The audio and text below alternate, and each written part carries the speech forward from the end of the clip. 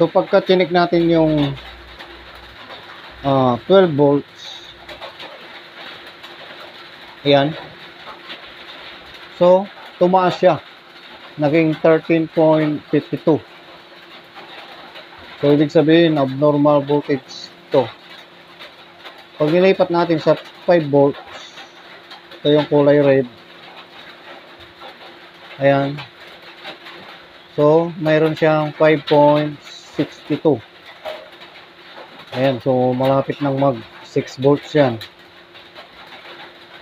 So pag ganito yung power supply nyo, huwag nyo nang patagalin para hindi tuluyang masira yung motherboard ng computer nyo.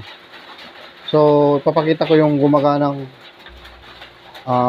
power supply, kung ano yung diferensya.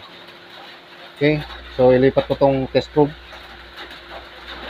ilagay ko sa ground, kulay black.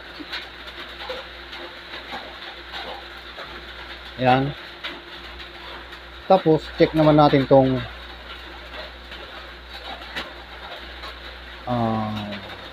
12 volts yellow. So ayan, 12.6. so 0.6 lang yung nadagdag. So ang laki ng diferensya. Pag nilagay ko sa 5 volts, 5.15. so ang laki ng diferensya. Yung gumaganang power supply at itong sirang power supply.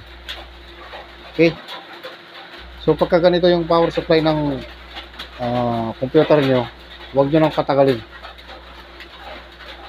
para hindi masira ng tuluyan yung motherboard nyo. Huwag nyo nang ipili. Okay, so maraming salamat sa panonood.